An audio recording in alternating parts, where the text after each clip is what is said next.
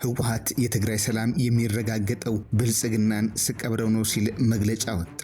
ፌደራሉ መንግስት ለዚህ ለህወሓት መግለጫ ምንም የሰጠው ምላሽ የለም። ህወሓት ከሰሞኑ በመላው ትግራይ ዋና ከተሞች አመራሮቹን በመላክ ከህዝብ ጋር ሲወያይ ከርሟል። የአብይ አህመድን አስተዳደር ለመቅበር ብሎም የትግራይን ህዝብ ተደግሶለታል ካለው ዳግም ጥፋት እንደሚታደገው ነው ፓርቲው የገለጸው። ህወሓት ለትግራይ ህዝብ አዳኝ መሲህ እኔ ብቻ ነኝ በማለትም ብቅ ብሏል። በክልሉ የመቀሌውን ህዝብ መድረክ የመሩት የህወሓት ሊቀመንበር ዶክተር ደብረጽዮን ገብረ ሚካኤል የአብይ አህመድ ቡድን ከቀድሞም ሰላም አይፈልግም፣ የትግራይን ህዝብ ካላጠፋ የሚተኛ አይደለም፣ ተፈናቃዮቹን የመመለስ ፍላጎት የለውም፣ ትግራይን ለባርነት የመዳረግ ፍላጎት ያለው ሰው ነው ሲሉ ለታዳሚው ቅስቀሳ አድርገዋል። ዶክተር ደብረጽዮን ገብረ ሚካኤል ህወሓት የተሟላ ዝግጅት ማጠናቀቁን መላው የትግራይ ህዝብም እንዲዘጋጅ ጥሪ አድርገዋል።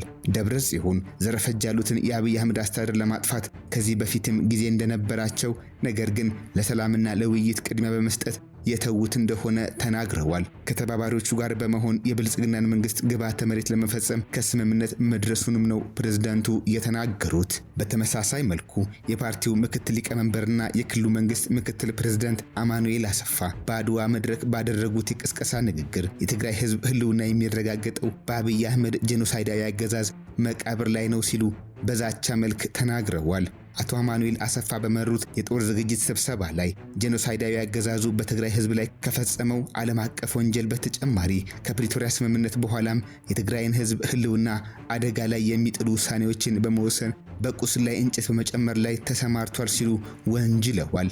አቶ አማኑኤል አሰፋ የጠቀሱትን መነሻ በማድረግ በ4 ኪሎ የሚገኘው መንግስት ጸረ ሰላም እንደሆነ ማሳያ ነው ብለዋል። አቶ አማኑኤል ጽምዶ የተባለ ስለሚጠራው ትብብርም አንዳች ሳይናገሩ አላለፉም። የህወሓት አመራሩ አገዛዝ ሲሉ በጠሩት የፌደራል መንግስት ምክንያት ህልውናቸው አደጋ ላይ ከወደቁ አጎራባች ህዝቦች ጋር በመተባበር ለመስራት የሚያስችል ስትራቴጂ መንደፋቸውን በትግራይ መንግስትም ተቀባይነት ማግኘቱን ነው የተናገሩት። ነገር ግን አቶ አማኑኤል ከየትኞቹ ህልውናቸው አደጋ ውስጥ ነው ካሉት ኃይል ጋር እንደሚሰሩ የተናገሩት ፍንጭ የለም። ይህንን ትብብር ታዲያ የመንግስት ሚዲያዎች፣ አክቲቪስቶችና የፌደራል ባለስልጣናት አብረውብኛል ሲል የሚጠራቸው የኤርትራ የአማራና የኦሮሞ ኃይሎች ይሁን ሌላ ከግምት በስተቀር የተቆጠረ ነገር ወይም ግልጽ የሆነ ነገር አልተናገሩም። የፓርቲው ከፍተኛ አመራርና የህወሓት ጽሕፈት ቤት ኃላፊ ፍትለወርቅ ገብረ እግዚአብሔር ሞንጆሪኖ ትግራዋይ ዳግም በሰላም እንዲኖር ከተፈለገ የብልጽግና መንግስት ለመጨረሻ ጊዜ መወገድ እንዳለበትና ከሰሞኑ በመካሄድ ላይ ያለው ህዝባዊ ስብሰባም ከመላው ትግራዋይ ጋር የተሟላ ስምምነት ላይ ለመድረስ ያለመ ነው ብለዋል። እነዚሁ ስብሰባዎች በተደረጉባቸው ከተሞች ሁሉ በብልጽግና መቃብር ላይ የትግራይ ሰላም ይረጋገጣል የሚል መፈክር በሰፊው ተስተውሏል። ፓርቲው በሳምንታዊ መግለጫው ከትግራይ ህዝብ ጠላቶች ጋር ተሰልፈው የሚንቀሳቀሱትን ባንዳዎች ከጠላት ለይቶ እንደማይመለከታቸው ከድምዳሜ እንደደረሰም ገልጿል።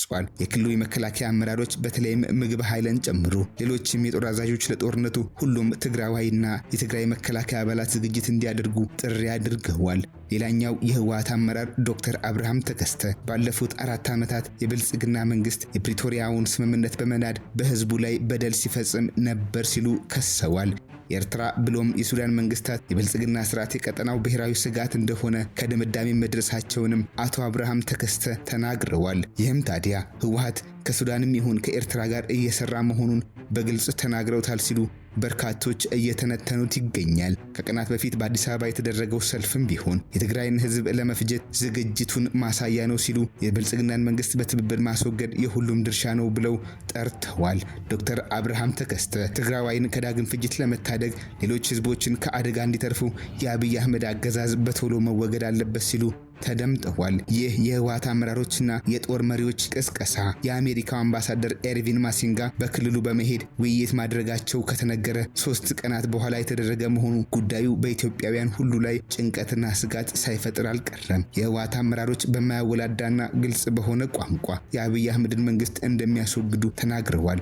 አሁን በተለይም በህወሓት የተያዙ ወታደራዊና ፖለቲካዊ እንቅስቃሴዎች 2012 የመጨረሻ ወራቶች ላይ ይስተዋል የነበረውንም የቅድመ ጦርነት ፊሽካ የሚመስሉ እንደሆኑ በርካቶች የሚናገሩት ነው። የአብይ አህመድን አስተዳደር በቀለም አብዮት በአጋጣሚ ወደ ስልጣን የመጣ ጨካኝና ዘር ጨፍጫፊ ቡድን ነው ሲሉም የህወሓት መሪዎች ሳይጠሩት አላለፉም። ስብሰባውን የመሩት የህወሓት አመራሮች ህዝቡ ሲያነሳው የነበረውን የልማትና የአስተዳደር ጥያቄዎች የቅንጦት ናቸው ሲሉ አጣጥለውባቸዋል። ይህንኑ የጦር ቅስቀሳና ዝግጅት ከህወሓት በመውጣት አዲስ አበባ የሚገኙት የቀድሞ የህወሓት አመራሮች ሲናገሩት የቆየም ነው። በእርግጥ ጠቅላይ ሚኒስትር አብይ አህመድም ቢሆኑ በጎረቤት ሀገራት በመታገዝ ጦርነት ለመጀመር ብርቱ ዝግጅቶች በህወሓት በኩል እንዳሉ ሳይናገሩ አልቀሩም።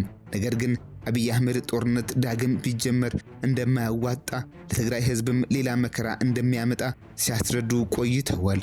ጦርነት የመጀመር አዝማሚያ በትግራይም ይሁን በአጎራባች ሀገሮች እንደሚስተዋል የተናገሩት ጠቅላይ ሚኒስትር ዶክተር አብይ አህመድ ኢትዮጵያ ከመቼውም ጊዜ በላይ በቂ ወታደራዊ አቅም እንዳላት ጦር ለመስበቅ የሚሞክሩት ግን ከድርጊታቸው እንዲታቀቡ አስጠንቅቀዋል። ጠቅላይ ሚኒስትሩ አሁን ባለው ሁኔታ ለተጋሩ ከትግራይ ክልል አካባቢዎች ይልቅ ሌሎች የሀገሪቱ አካባቢዎች ይበልጥ አመቺ ናቸው፣ ሰላማቸውም ከክልሉ ይልቅ በሌሎች ቦታዎች የተጠበቀ ነው ማለታቸው የሚታወስ ነው። ይህ የጠቅላይ ሚኒስትር ዶክተር አብይ ንግግር ታዲያ በትግራይ ወታደራዊ አፈሳ እየተደረገ ነው የሚለውን አጽንኦት ለመስጠት ያለመም ነበር።